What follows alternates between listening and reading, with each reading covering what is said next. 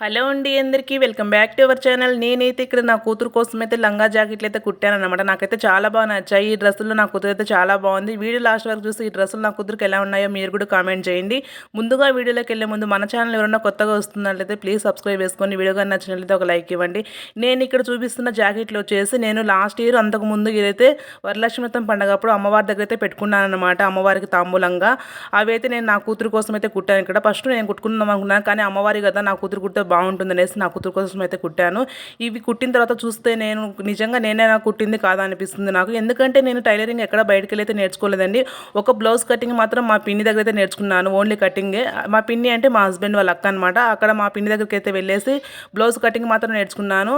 ఇంకా మిగిలినవన్నీ నేను ఇంట్లోనే యూట్యూబ్లో చూసి అయితే నేర్చుకునేసి కుడుతున్నాను అనమాట. ఇప్పుడు ఒక 4-5 ఇయర్స్ నుంచి నా కూతురికి సంబంధించినవి యూనిఫాము, లాంగ్ ఫ్రాకు, ఇలా లంగా జాకెట్లు నావి అన్నీ నేను బయట వాళ్ళు కూడా కుట్టాను అనమాట. అన్నీ నేను ఫోన్లో చూసి నేర్చుకున్నవే అని, అందుకనేసి ఇవి కుట్టింది నేనా అనిపిస్తుంది నాకైతే.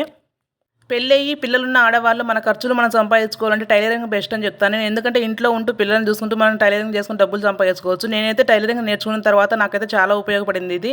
3 ఇయర్స్ బ్యాక్ మా హస్బెండ్కి అయితే ఒక చిన్న యాక్సిడెంట్ అయింది. అందరి దృష్టిలో అది చిన్నది కావచ్చు, కానీ నాకు నా పిల్లలకు చాలా పెద్దది అనమాట. ఎందుకంటే మా హస్బెండ్ 2 మంత్స్ ఇంట్లోనే ఉన్నారనమాట. ఆ టైంలో నేను మా హస్బెండ్ను, ఇంటిని, పిల్లల్ని చూసుకుని నాకు చాలా కష్టమైంది. ఆ టైంలో నాకు ఈ టైలరింగ్ బాగా ఉపయోగపడింది అనమాట. ఎవరి హెల్ప్ తీసుకోలేదు నేను ఆ టైంలో. చాలామంది అన్నారు హెల్ప్ చేస్తామని, నేనైతే ఎవరి హెల్ప్ తీసుకోలేదు. ఇప్పుడు అనిపిస్తుంది నేను ఆ టైంలో హెల్ప్ తీసుకుంది మేలని. ఎందుకంటే మనం అప్పుగా తీసుకున్న దానికే నానా మాటలు అంటున్నారు. మనం ఊరకు తీసుకుంటే ఇంకా జీవితకాలం మనం వాళ్ళే సాగినట్టు మాట్లాడతారు కదా.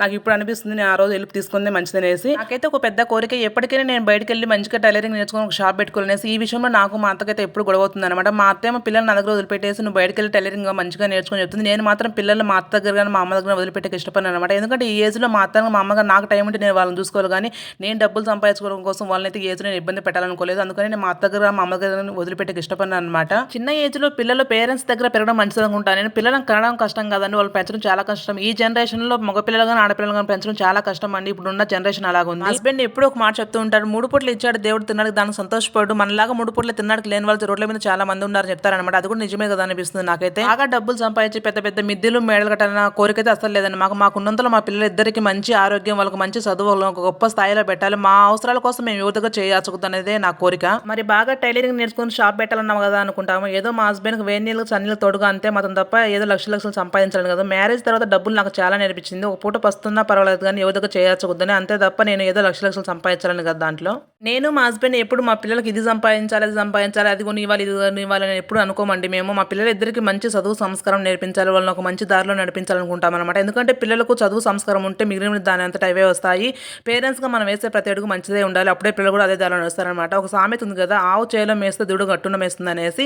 మనం ఎప్పుడు ఇది సంపాదించాలి, అది సంపాదించాలి, అది కొనాలి, ఇది కొనాలంటే వాళ్ళ ఆలోచన కూడా అలాగే ఉంటాయి. అందుకే పిల్లలకు చదువు సంస్కారం ఇవ్వండి, మిగిలినవి దాని అంతటా అవే వస్తాయి. పిల్లలు చిన్నగా ఉన్నప్పటి నుంచి మంచిగా చెడుగానే మనము పేరెంట్స్ వాళ్ళకి నేర్పించాలి, పెద్ద తర్వాత అవే వస్తాయండి. నేను అందుకే పిల్లలు ఈ ఏజ్లో మన దగ్గరే పెరగాలంటాను. ఎందుకంటే ఒక 10th క్లాస్ వరకే కదండి పిల్లలు మన దగ్గర ఉంటారు. తర్వాత కాలేజీలు, తర్వాత కోచింగ్లు, తర్వాత జాబు, తర్వాత పెళ్ళిళ్ళు, తర్వాత మనం ఉన్నవన్నా వాళ్ళు మన దగ్గర ఉండరండి. అందుకే చిన్నగా ఉన్నప్పుడే పిల్లలు మన దగ్గర పెట్టుకొని మంచిగా పెంచాలనుకుంటాను నేనైతే. మా అత్త మా అమ్మకు కూడా నేను ఇవే చెప్తాను. వాళ్ళేమో పిల్లలు మా దగ్గర వదిలిపెట్టేసి నువ్వేమన్నా పని చూసుకోలేకంటే ఏమైనా పని నేర్చుకుంటా, నేను మాత్రం వాళ్ళ దగ్గర వదిలిపెట్టక అసలు ఇష్టపడిన అనమాట. మా అమ్మ అయితే ఈ మధ్య నన్ను అడగడమే మానేసింది, నేను ఎందుకంటే వదిలిపెట్టాను అనేసి. దేవుడు నాకు డబ్బు బంగారు ఇవ్వకపోయినా పర్వాలేదు, కానీ నేను ఉన్నంతలో అడ్జస్ట్ అయ్యేది నాకు మా అన్న అయితే చాలా బాగా నేర్పించాడు అనమాట. అందుకే నేను ఉన్నంతలో చాలా మంచిగా అయితే అడ్జస్ట్ అవుతాను. అందుకే మా పిల్లలకు కూడా నేను ఎక్కడ వదిలిపెట్టేకి ఇష్టపడను. లేదంటే నేను డబ్బులు సంపాదించాలంటే ఎప్పుడో వాళ్ళ దగ్గర వదిలిపెట్టేసి నేనైతే డబ్బులు సంపాదించుకునేదాన్ని. ఉన్నంతలో ఎలా అడ్జస్ట్ అవ్వాలో నాకైతే మా అన్న చాలా బాగా నేర్పించారనమాట. పెళ్ళిన తర్వాత నేను కూడా అదే నేర్చుకున్నాను. అది నాకు ఇప్పుడు చాలా మంచిది అనిపిస్తుంది. నా దగ్గర ఏమీ లేదని నేను బాధపడను. ఒకవేళ నా దగ్గర ఏమైనా ఉన్నా నేను అందరూ చూపించాలనుకోను. చాలామంది ఏమన్నా కొన్నా, లేదంటే మనం ఏమైనా తీసుకున్నా వెంటనే అందరూ చూపించాలనుకుంటారు. నేను మాత్రం ఏమన్నా కొన్నానంటే ఫస్ట్ చూపించేది మా అత్తకు, తర్వాత మా అన్నకు అనమాట. నేను మా పేరెంట్స్ కూడా చూపిను. నేను ఎప్పుడైనా పెట్టుకున్నప్పుడు వాళ్ళు చూసి అడిగితే మాత్రం చెప్తానమాట కొన్నాను ఇంతైంది అనేసి. నేను ఏం కొన్నా ఫస్ట్ మా అన్నకు మా అత్తకు మాత్రమే చూపిస్తానమాట. ఇంకెవరికి చూపించను, చెప్పుకోను. అలా అనేసి నాకు లేదని కూడా నేను ఎప్పుడు బాధపడను. మ్యారేజ్ తర్వాత నేను చాలా నేర్చుకున్నాను. ఉన్నంతలో ఎలా అడ్జస్ట్ అవ్వాలి, ఉన్న దాంట్లో ఎలా సంతోషంగా ఉండాలి, మనకు ఒక పూట తినడానికి లేకపోయినా పర్వాలేదు, ఎవరి దగ్గర చేయొచ్చు కుదరని ఇలా నేను చాలా నేర్చుకున్నాను మ్యారేజ్ తర్వాత. అందుకే నేను ఈ రోజు నా కూతురు నా కొడుకుతో నా హస్బెండ్తో చాలా హ్యాపీగా ఉన్నాను. కూతురు నా కొడుకు విషయంలో కూడా నేను చాలా లక్కీ. ఎందుకంటే మా పిల్లలిద్దరూ చాలా మంచిగా అయితే అర్థం చేసుకుంటారు నన్ను ప్రతి విషయంలోనూ. నేను చిన్నప్పటి నుంచి మా పిల్లలిద్దరిని అలాగే పెంచాను. ఏదైనా అడిగారంటే పిల్లలు అడిగారు కదా అని వెంటనే కొనియను. వాళ్ళకి అవసరం అంటేనే కొనిస్తాను. ఒకసారి నేను వద్దన్నానంటే మా పిల్లలిద్దరు అసలు ఇంకా దాని గురించి అడగరు అనమాట. నా కొడుకైనా ఒక్కోసారి గారాబం చేస్తారేమో. నా కూతురు అయితే ఒకసారి నేను వద్దు అన్నానంటే దాని గురించి అయితే నన్ను మళ్ళీ అడగదన్నమాట. మా పిల్లలిద్దరు కూడా నన్ను చాలా మంచిగా అయితే అర్థం చేసుకున్నారు. పిల్లలు అయితే నేను మెయిన్గా అలాగే పెంచానండి. పిల్లలు అడిగిందల్లా కొన్ని ఇచ్చి వాళ్ళని గారాబం అయితే చేయలేదు అసలుకి. నేను ఇక్కడ మా పిల్లలిద్దరి గురించి నేను ఎలా ఉన్నాను ఎలా ఉంటున్నాను ఇవన్నీ ఎందుకు చెప్తున్నాను అంటే నాలాగా ఎవరికైనా ఉపయోగపడుతుందని చెప్తున్నాను అనమాట. మనకు లేదని బాధపడకూడదు, మనకు ఉందని ఎగిరేపడదు. మనకు ఉన్నంతలో మనం ఎలా ఉన్నాం, మన పిల్లల్ని ఎలా పెంచుతున్నాం అనేది చూసుకోవాలి. నాలాగా ఆలోచించే వాళ్ళు ఎవరైనా ఉన్నారా ఉంటే కామెంట్ చేయండి. నాలాగే ఇంట్లో ఉండి టైలరింగ్ నేర్చుకోవాలనుకున్న వాళ్ళు యూట్యూబ్లో మంచి మంచి ఛానళ్ళు ఉన్నాయి. చూసి మంచిగా ఇంట్లోనే ఉండి టైలరింగ్ అయితే నేర్చుకోండి. మనకి టైలరింగ్ చాలా మంచిగా అయితే ఉపయోగపడుతుందండి. ఆడవాళ్ళకి ఇంట్లో పెళ్ళి అయ్యి పిల్లలు ఉన్న వాళ్ళైతే చాలా మంచిగా అయితే ఉపయోగపడుతుంది టైలరింగ్. ఇంట్లో ఉండి మనం పిల్లలను చూసుకుంటూ కూడా మనం డబ్బులు అయితే సంపాదించుకోవచ్చు ఒకరి మీద ఆధారపడకుండా. నేనైతే ఇది బెస్ట్ ఆప్షన్ అని చెప్తాను పెళ్ళి అయ్యి పిల్లలు ఉన్న వారికైతే. ఆటల్లో పడి మీరు డ్రెస్ కటింగ్ స్టిచ్చింగ్ చెప్పలేదు అనుకుంటారేమో. ఎందుకంటే నేను ఇక్కడ ఓన్గా అయితే కుట్టాను. కొంచెం యూట్యూబ్లో చూసి కొంచెం నేనైతే ఓన్గా కుట్టాను అనమాట. అందుకని నేను దీని గురించి నేనైతే ఏమి ఎక్స్ప్లెయిన్ చేయలేదు. మీకు కావాలంటే యూట్యూబ్లో సెర్చ్ చేయండి టైలరింగ్ గురించి మంచిగా అయితే ఉన్నాయి వీడియోస్. అలాగే మీరు కూడా చూసి అయితే కుట్టుకోవచ్చు అనమాట. బయటకు వెళ్ళి డబ్బులు కట్టి నేర్చుకోవాల్సిన అవసరం లేదండి టైలరింగ్. మనం ఇంట్లోనే ఉండి మనం టైలరింగ్ అయితే నేర్చుకోవచ్చు అనమాట. ఎందుకంటే ఇప్పుడు అందరి దగ్గర ఫోన్లు అయితే ఉంటాయి కదా. ఆ ఫోన్లో మనం యూట్యూబ్లో చూస్తూ టైలరింగ్ అయితే నేర్చుకోవచ్చు. మనకు రాదు అంటే ఏదో రాదండి. మనం ఏదైనా సాధించగలమంటే సాధించగలుగుతాం. ఎందుకు చెప్తున్నా అంటే నేను ఈ మాట నేను టైలరింగ్ నేర్చుకోక ముందు నాకైతే మిషన్ తొక్కడం రాదనమాట. నాకైతే మిషన్ తొక్కాలని చాలా ఇష్టము. ఆ టైంలో అయితే నేను మిషన్ తొక్కుతుంటే నాకు దారం ఇరిగిపోవడం లేదంటే సూది ఇరిగిపోవడం ఇలా జరిగేది అనమాట. అయినా కూడా నేనైతే వదలకుండా నేను ఎలాగైనా మిషన్ తొక్కేది నేర్చుకోవాలనుకున్నాను. కానీ మిషన్ తొక్కేది నేను నేర్చుకోకముందే మిషన్ అయితే తెచ్చి ఇంట్లో పెట్టుకున్నాను అనమాట.